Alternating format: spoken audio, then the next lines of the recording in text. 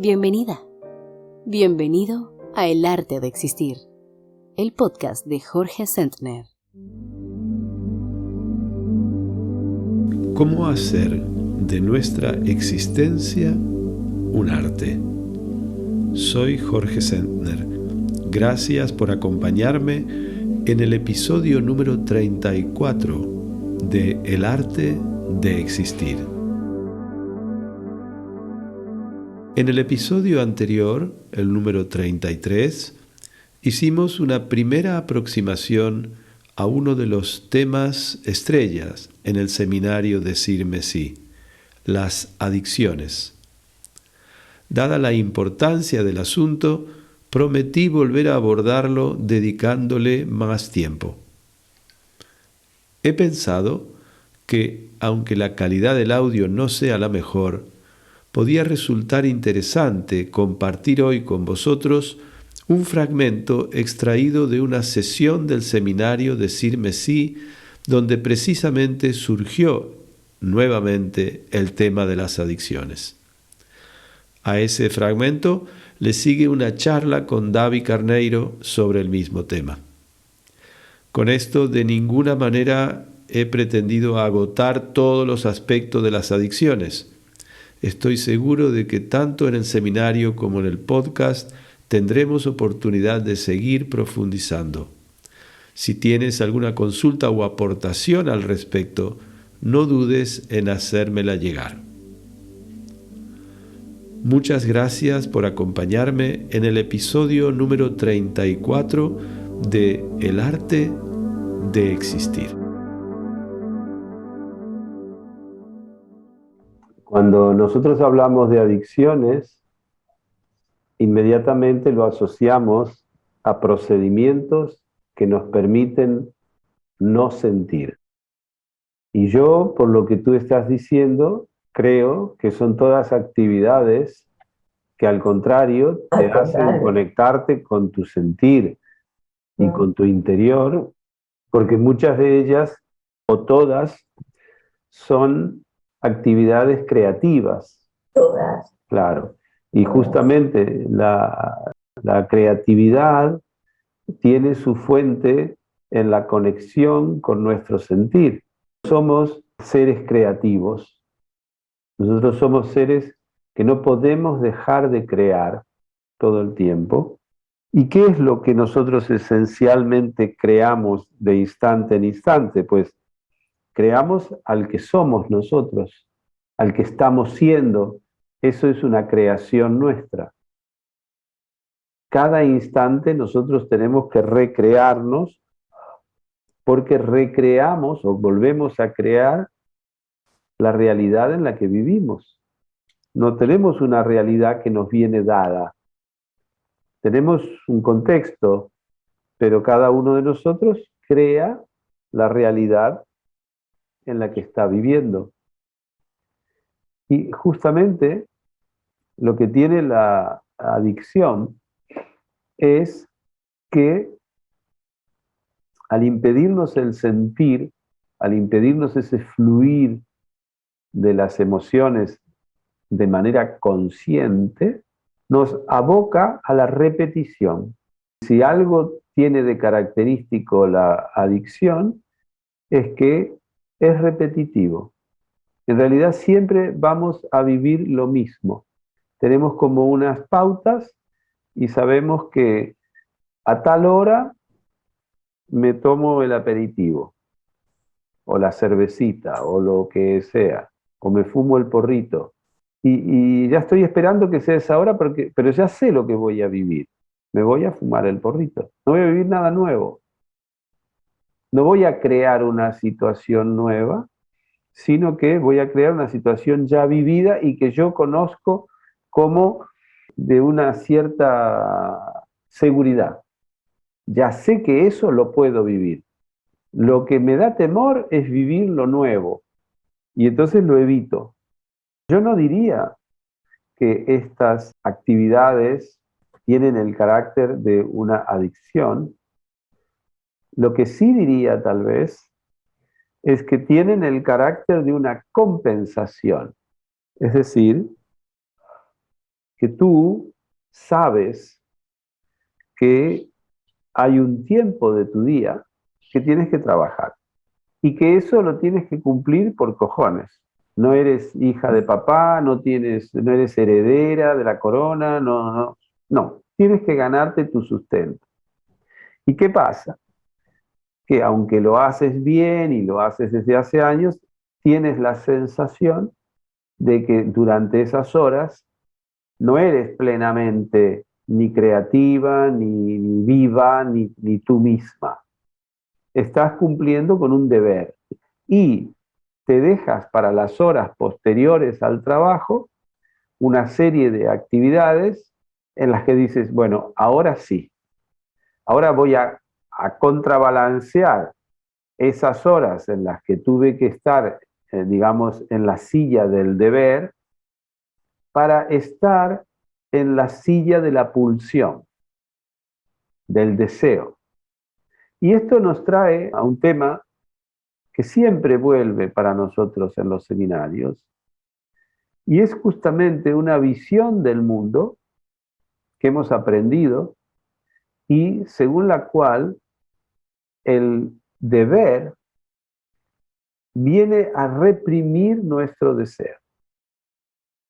Es como que el deber es el enemigo de nuestra pulsión. Cuando nosotros hacemos el ejercicio de las sillas, lo vemos claramente. Y entonces tomamos conciencia de que el sentimiento nuestro, cuando nos sentamos en la silla de la pulsión y miramos hacia la silla del deber, nos queremos alejar. No tenemos unas ganas de ir hacia el deber, al contrario, nos resulta como una cosa enemiga. Y a la inversa también, cuando nos sentamos en la silla del deber, no tenemos aprecio, al contrario, nos resulta como muy frustrante esa figura de la pulsión, porque nosotros desde el deber sabemos lo que tenemos que hacer, lo que debería hacer, el papá, y la otra parte va a su bola y nos frustra porque no hace lo que nosotros sabemos que debería hacer. Esto se deriva de una concepción dualista en la que por un lado está el deber y por otro lado está el deseo. De la misma manera que podemos ver que por un lado está la luz y por otro lado está la sombra. Y a nosotros lo que nos interesa para nuestra salud psíquica y nuestra salud en general, es dar un salto de octava en nuestra conciencia. Es poder pasar a una concepción de la vida no dual. Esto es lo que se llama la filosofía no dual. ¿Cómo accedemos nosotros a esta conciencia no dual? La meditación es una de las vías para que nosotros lleguemos no a una comprensión intelectual de la no dualidad, sino a tener una experiencia de la no dualidad. Porque nosotros nos experimentamos en nuestra vida diaria como un yo separado del resto. Y establecemos una dualidad fundamental, que es yo y el mundo, yo y los demás, yo y tú.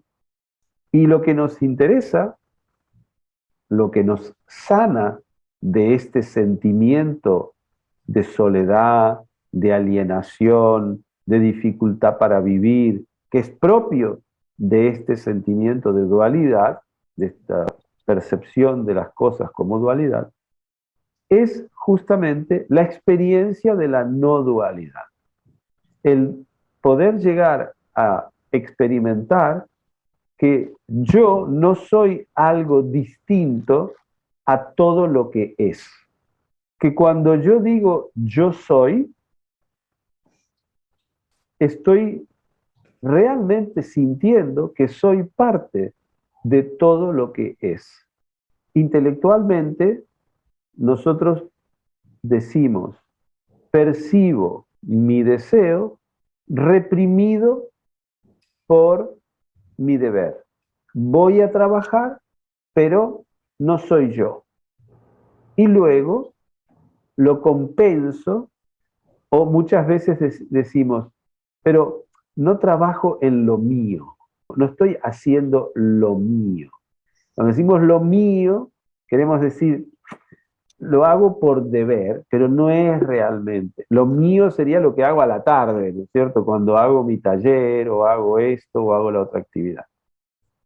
Además de buscar a través de la meditación o de otras prácticas que podemos mencionar, esta experiencia de la no dualidad, es muy importante que cognitivamente, intelectualmente, también podamos concebir que el deseo no es el enemigo ni la víctima del deber, sino que el deseo es el deseo que se polariza con la ley.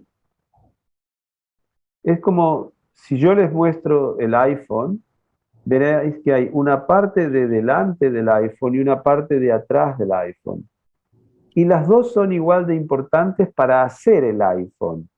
No puedo tener una parte de delante sin una parte de atrás. Y lo mismo ocurre entre el deseo y la ley. La ley es la ley del deseo. ¿Qué ocurre cuando el deseo no viene acompañado, no reconozco la ley del deseo, sino que reconozco que la ley es algo enemiga del deseo? Que lo vivo como escindido, y me vivo escindido porque yo siento en mí, y por eso lo puedo sentar en una silla a mi deseo, y puedo sentar en la otra silla a la ley, pero los dos forman parte de mí. Si yo fuera simplemente ley, y a veces estamos instalados completamente en la ley, entonces nuestra vida, sí, es muy cumplida, pero no tenemos una gratificación, no tenemos una satisfacción.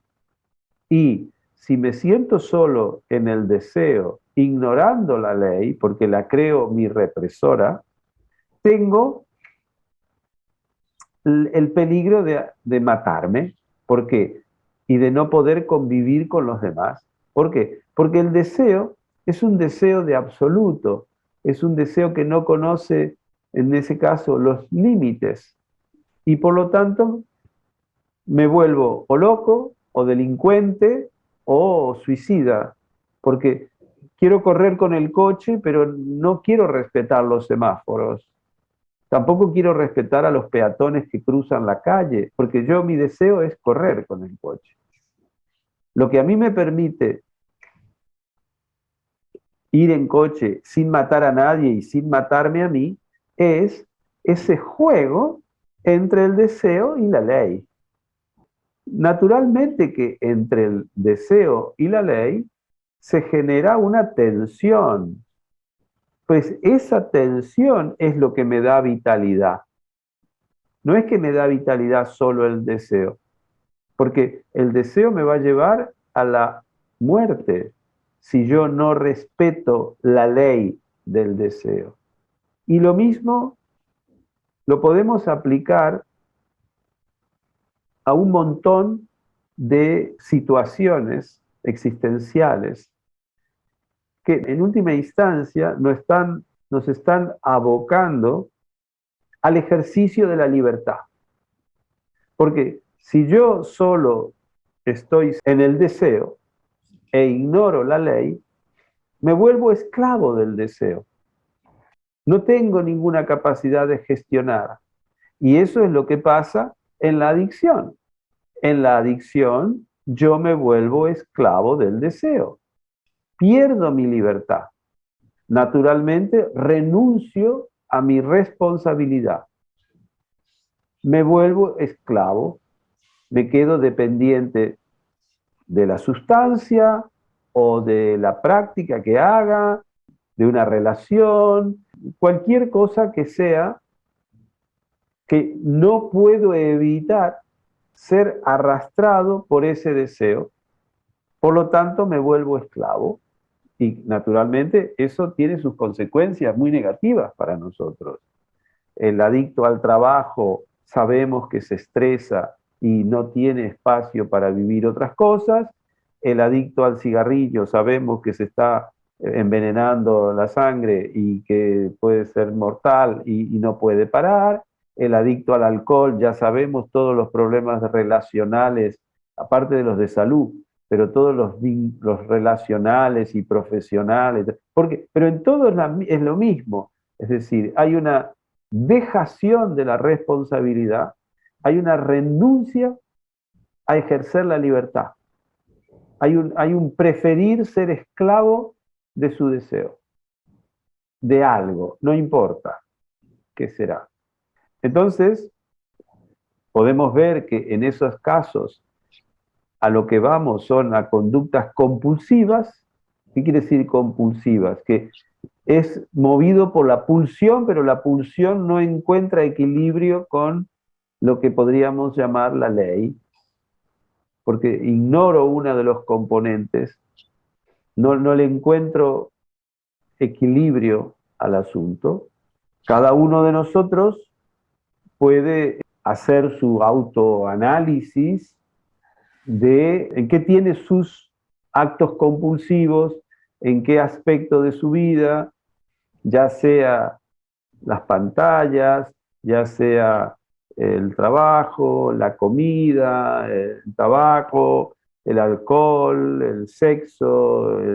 Lo importante de fondo de esto, me parece, es que observemos las adicciones como una renuncia, como un miedo, lo que Erich Fromm llamaba un miedo a la libertad. Y en ese sentido es profundamente regresivo. Nos volvemos completamente dependientes, elegimos ser dependientes, elegimos esclavizarnos con tal de no ejercer una responsabilidad sobre nuestra propia vida. De alguna manera, el adicto, si nosotros escarbamos un poco, veremos que se siente víctima. No se siente empoderado, con el poder de soltar el cigarrillo, con el poder de dejar de beber, no, se siente víctima de alguien o de algo. Y que ese victimismo es funcional a su adicción. Porque no se siente responsable, se siente víctima y por lo tanto, muchas veces, esto es muy común, viaja al sentimiento de culpabilidad, que es la otra cara del victimismo. Hay todo un entramado en esto que nos lleva a una cuestión como muy infantil, muy antigua, en el sentido de las etapas de nuestro desarrollo. Es muy fácil criticar a un adicto, es muy fácil juzgarlo, pero no nos ayuda a nada esta valoración moral de la adicción. No, la adicción es un síntoma de un sufrimiento antiguo, de un sufrimiento profundo, no es algo superficial y anecdótico.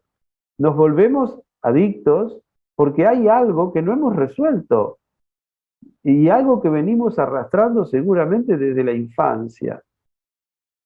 Tenemos que ser lo suficientemente inteligentes desde el corazón para no, cuando nos referimos a nosotros mismos, me refiero, a nuestras propias adicciones, a no entrar en la facilidad de la culpabilización. Porque es muy fácil entrar en la culpabilización, pero no deja de ser otra vez una renuncia a la responsabilidad. Lo responsable, cuando descubrimos en nosotros una adicción, sería Decir, ok, aquí hay un sufrimiento. Es decir, yo no estoy haciendo esto porque soy tonto. Yo tengo la información de que el tabaco hace mal. No necesito que, que me lo vengan a decir. Pero no puedo dejar de fumar. Es decir, yo sé que mirar Netflix compulsivamente es un comedero de coco. Pero entonces, ¿qué pasa? ¿Qué estoy sintiendo yo cuando voy a mirar tanto Netflix?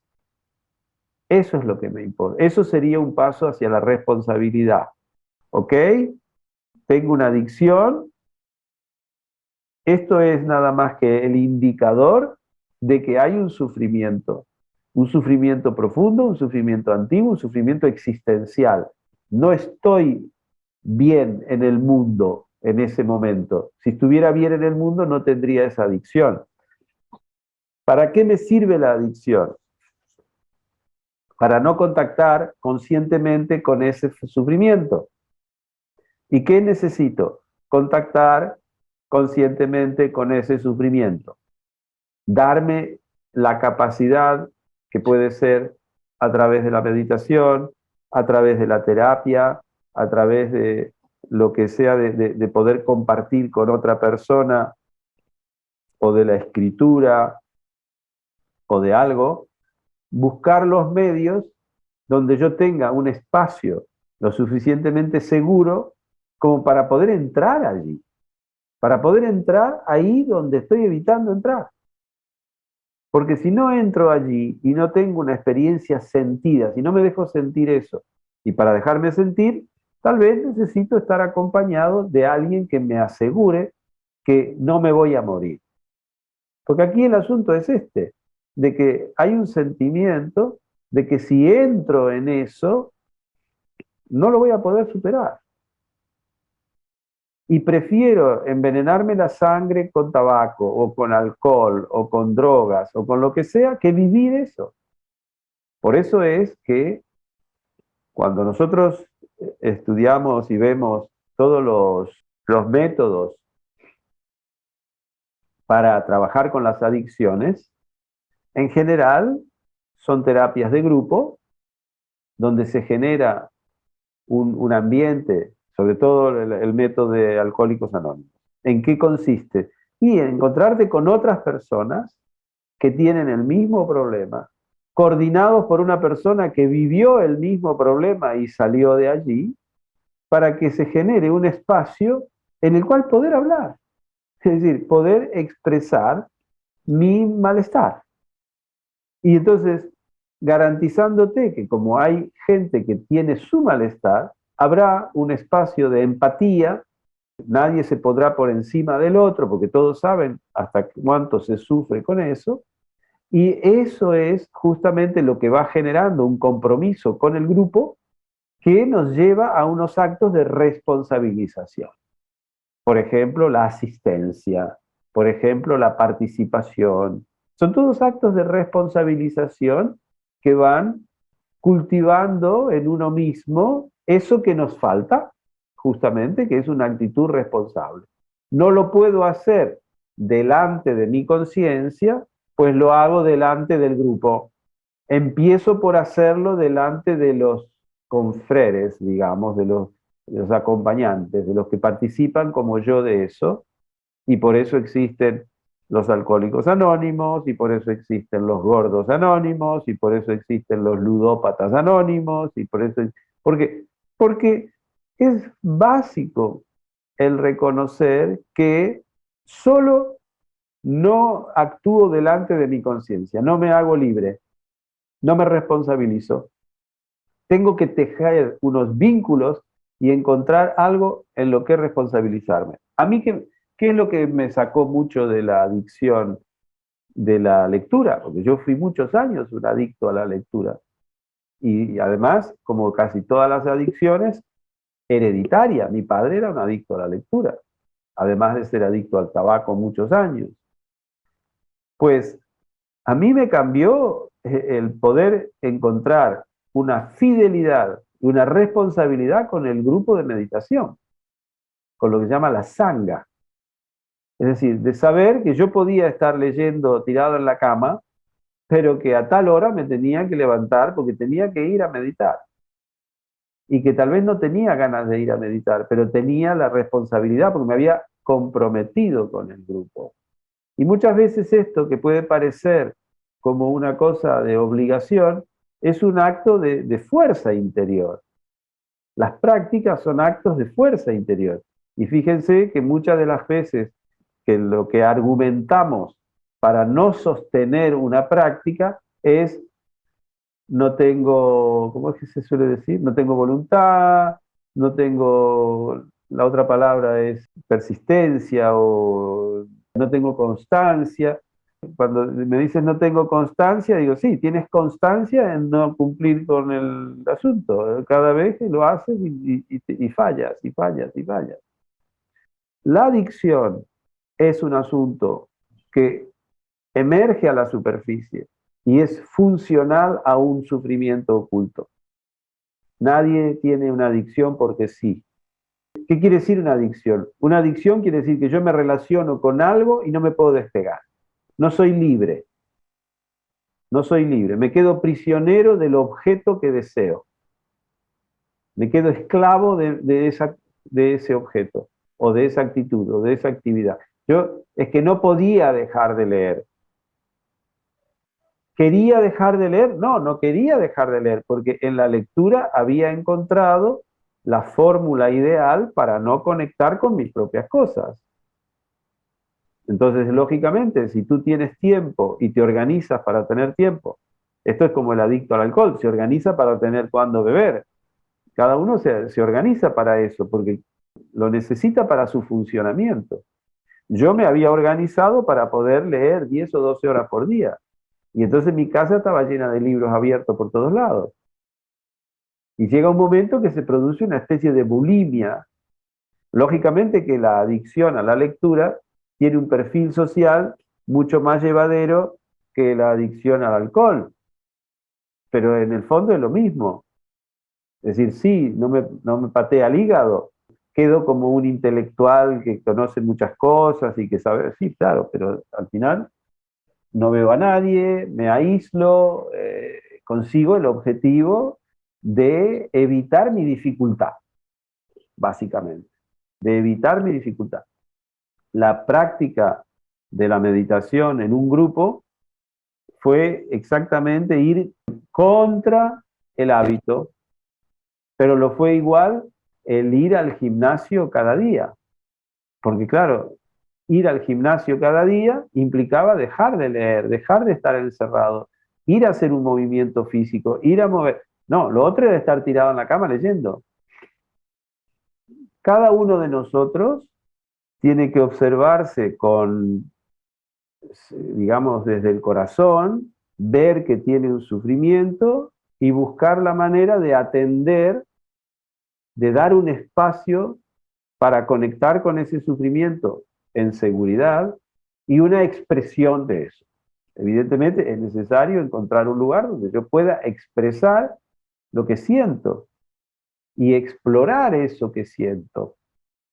No es fácil llegar a realmente conectar con el sentimiento y poder hablar de ello y poder explorarlo y poder buscar todo lo que eso implica en uno. ¿Cómo saber, Jorge, si soy o no adicto a algo? Es uma pergunta muito pessoal, porque quando confrontados com uma adição por outra pessoa, é muito comum nos darmos uma resposta de negação, do tipo, pero isto solamente é um placer, ou é algo que disfruto em mis ratos livres.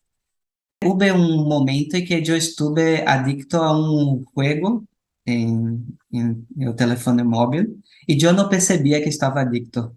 E é necessitado que a Lina, minha esposa, me dissera. E a princípio eu me quedei um pouco em negação, pero não, que adicto, não. Isto é solamente mi passatempo, não? E não admitia. Então, Jorge, que tipo de perguntas devemos fazer a nós mesmos para saber se realmente sou adicto a algo, não? Precisamente, David, la grabación del seminario que nosotros hemos escuchado antes tenía su origen en una sesión durante la cual una persona que participa del seminario dudaba de si era o no adicta a ciertas actividades que hacía. Y de allí salió toda esa explicación. Quiero decir con esto que no eres el único que se pregunta si esto será una adicción o no. Ahora, fíjate que este cuestionamiento aparece después de haber tomado conciencia de lo que son las adicciones. Hasta entonces, si tu mujer no te comentaba que estabas adicto a ese juego en red, tú no eras consciente de la posibilidad de estar adicto. Y esta persona del seminario no se hizo esa pregunta hasta que en algún momento en el seminario hablamos de las adicciones. Por lo tanto, la adicción lo que tiene de característico es que es negada, justamente. Nadie dice yo soy adicto a esto porque tiene una connotación negativa en nuestra cultura. Me parece que lo más interesante sería quitarle esta connotación negativa a la adicción, porque entras en el juego de la culpabilización, de la autoinculpación o de la culpabilización del otro. Y esto no me parece que sirva para algo. Al contrario, la persona, como he tratado de explicar antes, la persona que es adicta a algo es una persona sufriente. Y no tiene sentido victimizar a un sufriente. A un sufriente lo que es necesario es ayudarlo, acompañarlo, empatizar con él, pero no machacarlo, digamos, no ir a meter el dedo en la llaga, no ir a renovar la herida, porque ya bastante tiene con lo que sufre. No hace falta venir a recargar su culpabilización, su impotencia para dejar algo, su sistema de evitación de algo. Yo creo que en esto tenemos que tener mucho cuidado, tanto con los demás como con nosotros mismos. Es decir, evitar volver a herir al herido. La persona que tiene una adicción necesita ayuda y es verdad que muchas veces esa persona no es consciente porque justamente ha elaborado todos unos mecanismos para no sentir una cierta angustia por algo. Tenemos casos, muchos casos, de personas que han estado en el alcoholismo durante décadas, que sistemáticamente han bebido todos los fines de semana, por ejemplo. Han trabajado toda la semana normalmente, de manera muy responsable, y todos los fines de semana se han emborrachado gravemente, desde muy jóvenes. Y eso lo tienen incorporado como un hábito de vida, como una manera de ser, y no han tomado conciencia de que eso podía ser una adicción y un recurso para evitar sentir una cierta angustia. Un recurso que, por otro lado, les está limitando la vida, les está haciendo una vida menos plena, pero un recurso al fin para evitar algo que es vivido como insoportable. Entonces, beber todos los fines de semana y ir a trabajar el lunes con una resaca tremenda, eso es soportable. Lo insoportable es confrontarme a aquello que la bebida me permite no confrontar, por ejemplo. Entonces, yo creo que en este sentido, insisto, hay que tener mucho cuidado de no acusar a la persona de una adicción. Si tú detectas en ti mismo, porque la pregunta tuya va en la dirección de cómo me entero yo de que soy un adicto. Tengo que partir de no connotar peyorativamente el hecho de que soy adicto a algo, porque si no, no lo voy a admitir jamás. Yo voy a negar la mayor. Como tú hacías con tu juego en el teléfono, dirás que es un pasatiempo, que de hecho tú no tienes una dependencia con ello, de que cuando quieras lo puedes dejar. Eso es lo típico de la persona que está adicta a algo. El no reconocimiento de esto es la característica, una de las características principales. Por lo tanto, primero que todo, habría que dejar de connotar peyorativamente o negativamente el hecho de estar sufriendo de una adicción. Entonces, a partir de allí, tal vez la persona pueda empezar a sospechar que tiene un problema. Si no, la persona justamente lo que hace es negar que tiene un problema. La siguiente pregunta, Jorge, sería sobre si es posible ayudar a un ente querido, un familiar, un amigo, en especial cuando esta persona no admite también que tiene una adicción, ¿no? O resiste a una ayuda.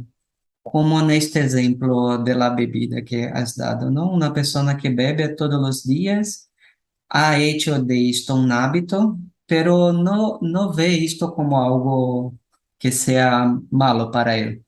Y por más que esto afecte su salud, y él no ve como una adicción.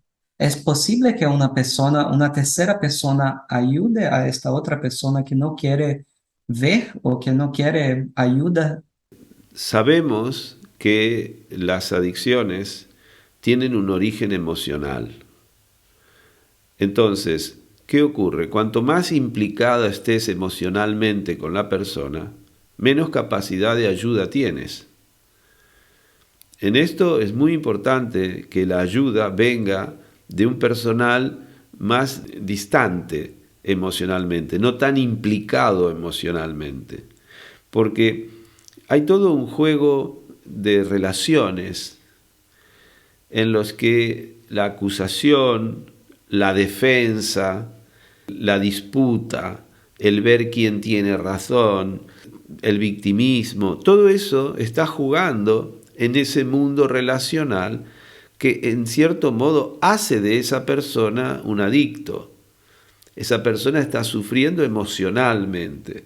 Y entonces, a mi juicio, la mejor ayuda no la puede dar alguien que esté tan implicado en la economía emocional de esa persona. Yo creo que hay que recurrir a agentes externos. Lo decía antes, en el caso de casi todas las adicciones como el alcoholismo, el tabaquismo, la ludopatía, etc., cada vez se usa más el trabajo en grupos en donde coincides con personas que tienen el mismo problema y con los cuales puedes hablar de igual a igual sobre tu sufrimiento. Siempre con personal técnico especializado, un trabajo en terapia individual o en grupos, pero yo creo que es peligroso intentar ayudar a alguien con quien estás implicado emocionalmente desde muy cerca, porque a veces es peor el remedio que la enfermedad. A veces lo único que haces es acrecentar allí un conflicto que a veces está latente, porque quieras o no, y yo insisto en lo que hablábamos antes, esta es una enfermedad que tiene muy mala prensa, tiene una connotación muy negativa. Entonces, cuando tú hablas a la otra persona de su problema, es muy difícil que la otra persona no lo lea como una acusación. Si tú acusas a una persona, queriéndolo o no queriéndolo, tal vez con la mejor voluntad de ayudarlo, lo normal es que la persona se defienda reaccionando, se defienda negando, se defienda no queriendo escuchar, o muchas veces de una manera violenta porque tú le estás trayendo una mala noticia que él en algún lugar lo sabe.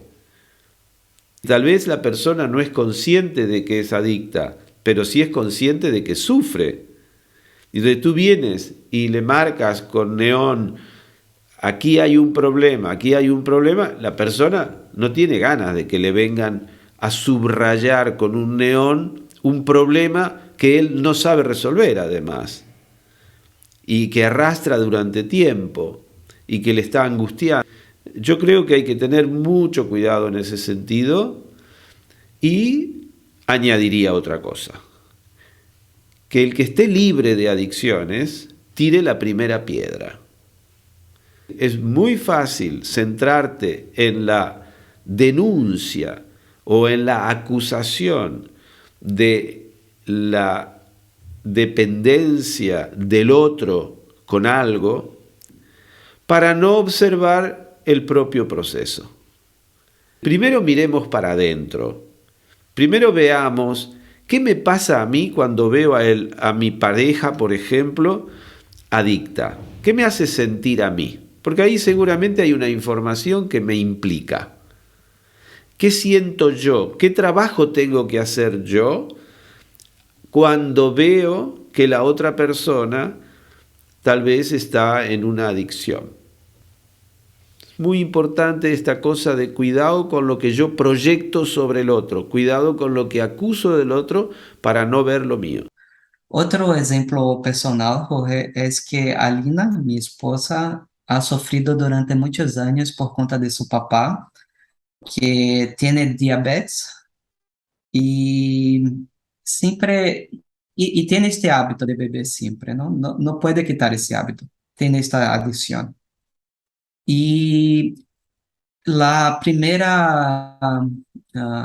primer impulso de Alina fue de afastar de ella, de alejar de su padre, ¿no? Y por eso esta pregunta, ¿no? ¿Sería posible ayudar a esta persona que no admite que tiene un problema, que no quiere participar de grupos de ayuda, que no quiere buscar una ayuda profesional? O también tenemos que estar conscientes de que tenemos nuestras limitaciones, principalmente como hijos, ¿no? Y tenemos que respetar que esto es lo que quiere. Principalmente como hijos, debemos tener mucho cuidado en no creer que tenemos en nuestras manos el destino de nuestros padres. Es muy importante respetar el destino de este señor. A él se le dio la información de que tiene un problema, de que ese problema se agrava con el consumo de alcohol, de que para un diabético una de las peores cosas que puede hacer es beber, y este señor bebe. Muy bien. A partir de allí tenemos que respetar el destino. Evidentemente, su hija sufre de ver que su padre elige una opción poco sana para vivir. Pero entonces será ella la que tiene que hacer un trabajo interior para poder relacionarse con eso de su padre. Podemos ver que el hecho de que el padre de Alina beba no impide que Alina ame a su padre. Lo que vemos es que el amor no tiene nada que ver con lo relativo. Ese mismo amor que ella siente por su padre y que en parte es lo que le hace que se preocupe por su padre, es también ese amor el que tienen que proporcionarle el espacio para aceptar a su padre así como es y hacer un trabajo interior. ¿Qué quiere decir hacer un trabajo interior? El sufrimiento de Alina tiene varios aspectos. Uno, evidentemente, es la preocupación por la salud de su papá. Pero otro es el dolor de tener un padre alcohólico. Lo que le corresponde en este caso es perdonarse a ella por tener un padre alcohólico. Si ella, desde esa fuente de amor, consigue llegar a perdonarse por ser la hija de un padre alcohólico, que además no tiene conciencia, que además está en una actitud suicidaria, todo eso ella tiene que digerirlo. Y en última instancia, perdonarse, estar en paz con ella misma. Desde esa paz que ella va a lograr a través del perdón, no perdona a su padre, es perdón a sí misma. Aquí el hijo no tiene nada que perdonar a su padre, es a sí mismo que tiene que perdonarse para poder estar en paz consigo misma y poder estar en paz con su padre y reconocer que su padre, todo y siendo una persona adicta, todo y siendo una persona de conciencia limitada, digamos, todo y teniendo una opción que va hacia la enfermedad y hacia la muerte, es quien le ha dado el ser. Ella le debe a sus ancestros su ser en el mundo. Y fíjate que tú tienes un hijo con Alina y Alina ama profundamente a su hijo y su hijo amará a sus hijos. Quiero decir con esto que todo lo que el padre de Alina ha podido experimentar en la vida, como de autodestrucción, como de poca conciencia, etcétera, etcétera, no ha podido tocar la capacidad de amar en ese linaje familiar.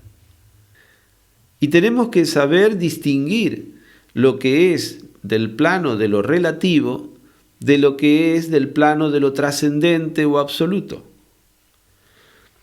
Con quien tiene que estar en paz ella es con su padre como dador de vida y transmisor de esa capacidad de amar.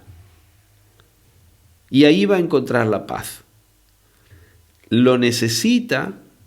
Cualquiera de nosotros necesitamos encontrar la paz con nuestros ancestros, porque si no, no nos vamos a sentir aceptados por nuestros ancestros.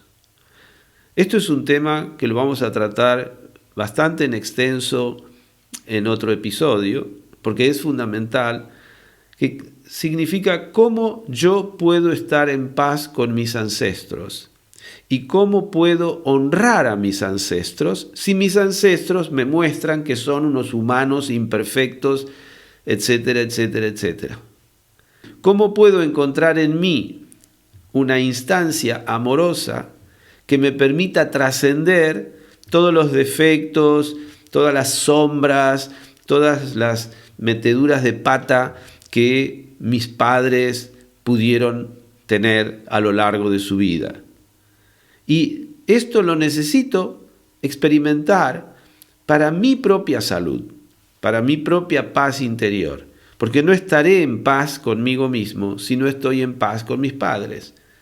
No me sentiré arraigado en la tierra y no tomaré conciencia de que si yo tengo la capacidad de amar y de desarrollarme y de hacer algo en la vida, es gracias a que detrás mío hay una serie de generaciones de ancestros que han experimentado la vida y que tal vez lo han hecho con adicciones, tal vez lo han hecho con violencias, tal vez lo han hecho con barbarie, tal vez lo han hecho con crímenes, tal vez...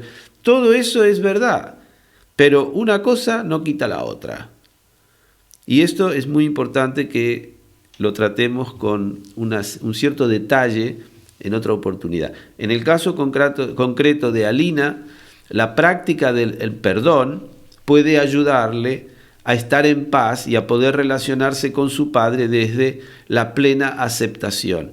Cuanto más acepte en paz a su padre tal como es, más ella subirá en autoestima. Y a la inversa, cuanto menos lo acepte a su padre tal como es, menos autoestima tendrá ella. Jorge, tú has comentado que las adicciones tienen mucha mala prensa, ¿no? Pero ¿y cuando las adicciones no tienen mala prensa y son consideradas buenas culturalmente, ¿no? Y en el audio que hemos escuchado del seminario, tú has hablado un poco de la adicción que tú tenías con los libros, con la lectura. En el último episodio del podcast, yo he hablado un poco sobre mi adicción a los pensamientos productivos, ¿no? A esta cosa del trabajo. ¿Serían más difíciles, Jorge, de percibir estas adiciones que son consideradas buenas por una cultura? O... Naturalmente, el hecho de que socialmente estén aceptadas te marginaliza menos, te estigmatiza menos, al contrario, en muchos casos te premia en algunos aspectos, porque puede parecer, como en tu caso, que eres un tipo muy productivo, muy positivo, que conviene a una empresa tenerlo de empleado, por ejemplo, o en el caso mío puede ser valorado como intelectual, una persona que sabe de muchas cosas porque ha leído mucho, porque tiene una sensibilidad muy desarrollada para las letras. Sí, efectivamente, allí esto no facilita la toma de conciencia de que allí hay un problema, al contrario. ¿Podrías dar otros ejemplos, Jorge, de adiciones que son vistas así como positivas? Yo creo que la más representativa de nuestra época es posiblemente la adicción al deporte, a la salud, al estar, claro, y hay mucha gente que está completamente alienada en el trabajo corporal o en la alimentación sana o en el detox o en cosas así y no se dan cuenta que como eso está apoyado en un discurso de carácter aparentemente saludable y positivo, entonces es más difícil detectar que allí hay un problema. Llega a un punto en que se nega la impermanencia también, ¿no? Cuando se está muy adicto a la actividad física y a todo eso, se nega que las cosas envejecen y pasan. Ujú. Ese sería uno de los muchos aspectos.